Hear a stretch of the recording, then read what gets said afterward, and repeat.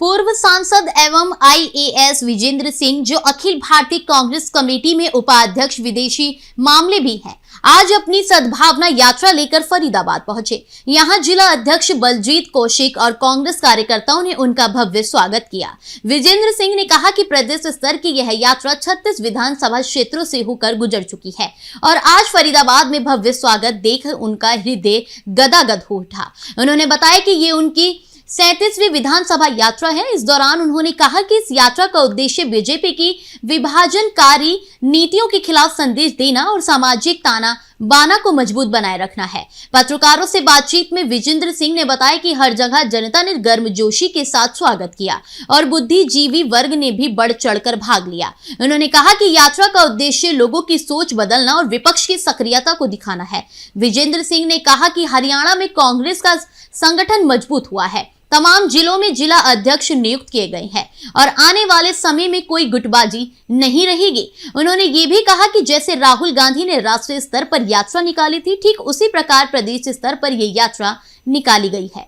Sir, लगातार सद्भावना यात्रा आज फरीदाबाद पहुंची है, किस तरीके का रुझान और क्या कुछ उद्देश्य? नहीं, आज फरीदाबाद जिले में यात्रा का आगमन हुआ है फरीदाबाद ओल्ड विधानसभा से और 37वीं विधानसभा है जिसमें यात्रा का प्रवेश हुआ। और मुझे ये कहते हुए बहुत खुशी है इस बात की कि ये बड़ी गर्मजोशी से हमारी यात्रा का स्वागत हुआ।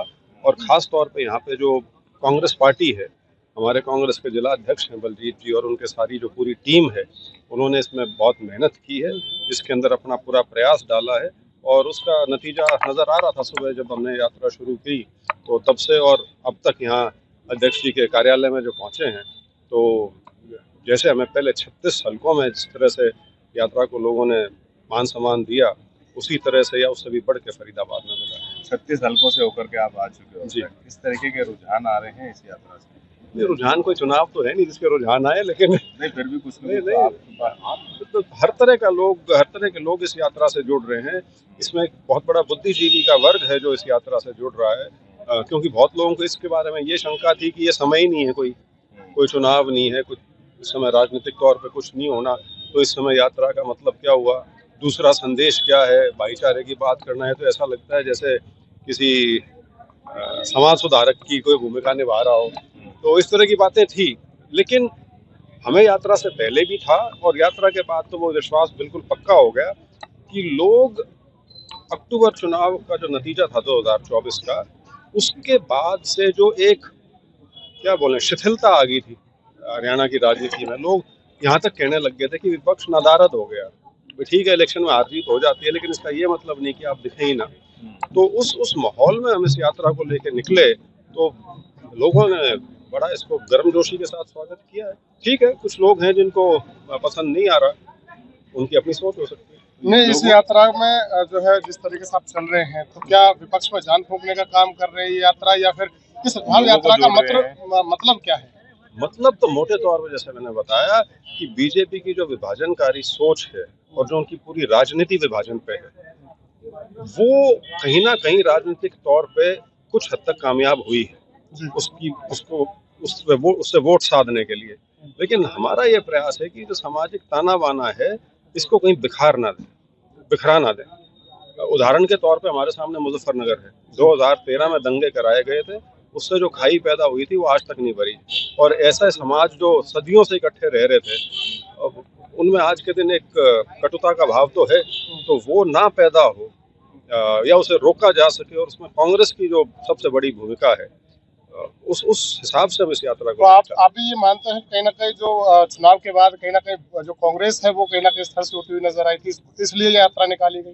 जान फूंकने का काम जो है वो नहीं, वो तो देखिए, जब आप तीसरी बार चुनाव हार रहे हैं तो घुटने तो टूट ही जाते हैं वर्करों के। वो तो कोई कहने की बात ही नहीं है। कुछ ही कह लीजिए, इलेक्टोरल पॉलिटिक्स में इलेक्शन में हार या जीत एक बहुत बड़ी भूमिका अदा करती है, तो उस नाते तो बिल्कुल। वीरेंद्र सिंह की इस यात्रा से क्या पर्पस माने, किस लिए ये यात्रा निकाली जा रही है, क्या हरियाणा की राजनीति पर्पस 3 बार तो बता दिया, एक ही बात को बार बार कैसे दोहराऊंगा। और दूसरा एक सवाल है कि जैसे पदयात्रा राहुल गांधी ने निकाली, उनकी भी लुक जो है वो कहीं ना कहीं नहीं, वो तो जो इंस्पिरेशन थी इस यात्रा की, वो तो राहुल गांधी जी की यात्रा ही थी। जी। और हमारा संदेश भी उससे मिलता जुलता ही है। अच्छा, फर्क सिर्फ इतना है कि वो राष्ट्रीय स्तर की थी, हमारी प्रदेश स्तर की है। हाँ, अगर अपने नेता जैसे थोड़ा बहुत दिखने भी लग जाए तो और बढ़िया बात क्या है। क्या इस यात्रा से जो फूट जो शब्द था आज जो कांग्रेस के बीच में जो आ रहा था, क्या वो खत्म हो पाएगा? जो हुड्डा गुट, शैलजा गुट ये बटे पड़े थे, क्या वो गुट खत्म हो पाएंगे? यात्रा की तो जो अपनी भूमिका रहेगी उसकी समीक्षा तो आने वाले समय में होती रहेगी, लेकिन जो संगठन बनना शुरू हुआ है, जिला अध्यक्ष नियुक्त हो गए हैं, नए प्रदेश अध्यक्ष आ गए हैं, मेरे ख्याल से अध्यक्ष जी बता पाएंगे जल्दी। शायद जो डिस्ट्रिक्ट बॉडीज हैं या स्टेट बॉडी है वो भी बन जाएगी। तो आप धीरे धीरे पाएंगे जब पार्टी का एक संगठन खड़ा होना शुरू हो जाए, उसके बाद गुट जो है वो उसमें अपने आप कमजोरी पड़ जाती है। एक आखिरी सवाल है सर, आप इस यात्रा को निकाल रहे हैं, इस यात्रा में कौन कौन लोग शामिल हो सकते हैं? बड़े अगर नेताओं लीडरों की बात की जाए सब हो जाएंगे, सब हो जाएंगे, हुड्डा साहब हो अभी तो जाएंगे। 3-4 महीने और सब हो जाएंगे। ठीक है।